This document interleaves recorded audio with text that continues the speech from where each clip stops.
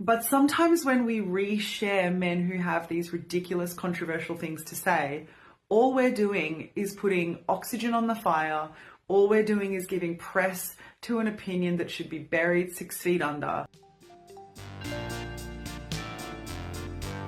Hello, I'm Summer Tothill and I regularly run Q&As with my supporters on Instagram on matters relating to gender equality. So what you're about to watch is 1 week's worth of these, and if you would like to get involved with them yourself, just come and follow me on Instagram at Summer Tothill.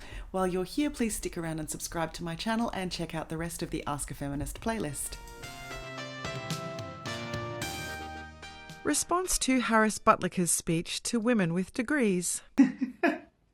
I assume by Buttlicker you mean Harris Butker, I think that's his name, Harrison Butker, the American footballer who did some sort of, it was either a graduation speech or a commencement speech at some university where he basically told the women, you've been told a diabolical lie that you can be anything and get a degree and go be a career woman, when in fact your most meaningful pursuit in life would be to be a wife and mother, just like my wife who found her profession as a mother. And then people went and found that, like, meanwhile, this guy's own mother was a physicist and his wife also was college educated before he locked her down by making her become a homemaker and mother and put her in a position where she will probably be unemployable at the point when he decides to run off with another woman, as men with these conservative values inevitably and always do. I did see this, actually, because I'm chronically online, I saw it probably days before people started sending it to me. And the reason that I hadn't even bothered to give it a second look when I first saw it is because to me it seemed so obviously targeted towards a specific goal and a specific audience that it just didn't even twinge my kind of like feminist outrage radar. I think probably because I've been doing this for so long that it's kind of hard for me to be genuinely surprised or outraged by misogynistic things that men say. But the main reason why I didn't sort of pick it up as like, this is something for me and for me to talk about, is because to me, his sentiments were so obviously aimed at men. He didn't do this speech in order to communicate something to women and to put them in their place. He made this speech and made these sentiments known for the benefit of the men in the audience and the men who would be, you know, inevitably watching this video. I'm sure he knew that it was going to go viral if he said something like this.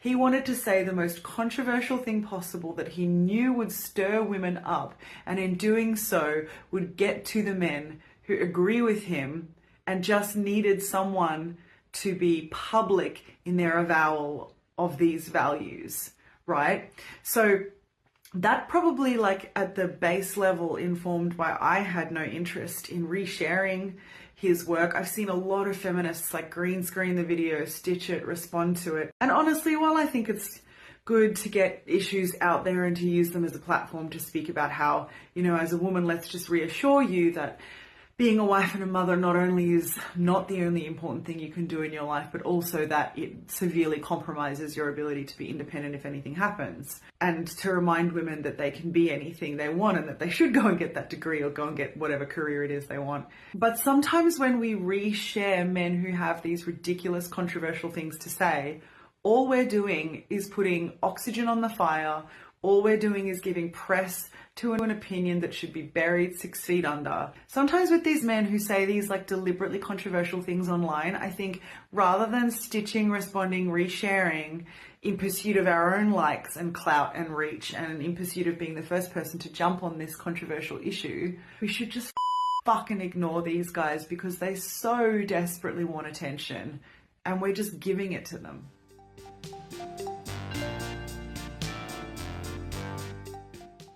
Sex is something the man takes and the woman gives? Please change my mind. As you are a subscriber, I'm going to assume this is a good faith question. Normally the framing change my mind is a bad faith questioning tactic used by generally men's rights activists and incels and manosphere guys when they're trying to draw people into a debate. through which they have absolutely no intention of being swayed by new information or facts, and they're just trying to be controversial.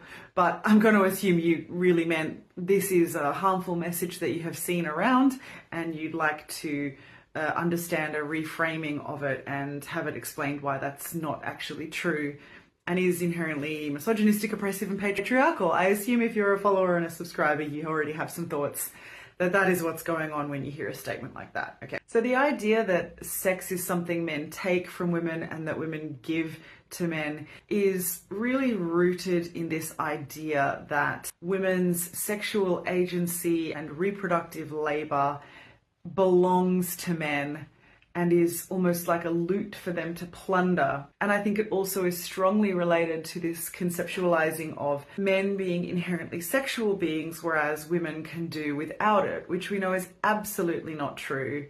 Men and women equally need sex or don't need sex. Men and women equally have the capacity to have a high libido or a low libido, and any characterizing of it otherwise, you have to understand is coming from socio-political motivations that usually can be traced back to the obtaining and maintaining of power and control. So the idea that sex is something that women hold on to and don't want but give away in exchange for male protection really just comes from a patriarchal concept of ownership of women's bodies, labor, and reproductive labor. So much of modern society is built off women's unpaid, uncredited, and disrespected reproductive and domestic labor. Everything to do with men marrying women is rooted in the transfer of property ownership, which again results in power, privilege, access, politics, money. And not so ironically, in fact, very deliberately, the thing that we're supposed to be getting from men is the protection and financial means and a roof over our heads that they deliberately took from us and prevented us from being able to obtain on our own. It's also a depressingly and ignorantly straight way to frame sex as well, because sex doesn't only occur between a straight cis man and a straight cis woman, but what's being described here is very clearly the act of penetration, specifically a penis penetrating a vagina. And if we have any kind of mature and modern concept of sex, then we know that that is not the only thing that can be classified as sex. Lots of activities that two people or more can do with each other classify it as sex that don't involve a penis entering a vagina at any point. So it's the type of statement that only could possibly apply in a world where non-binary and trans people don't exist, lesbians don't exist, gay men don't exist, and people who don't have penetrative sex are virgins forever somehow.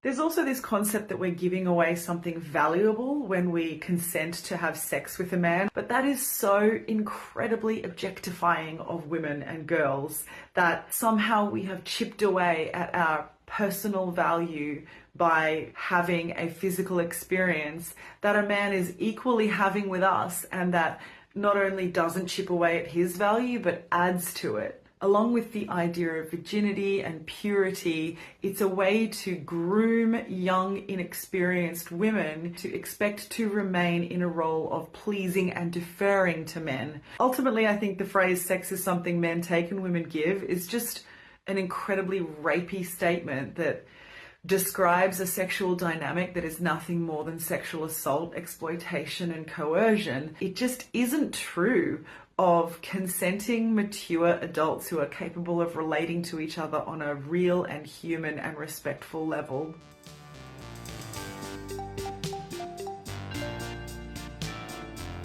That's it for this Q&A. Thank you so much for listening. Find me on Instagram at summertothill. That's summer with an O, spelt the same way as you see in this YouTube channel. I can't wait to see you there.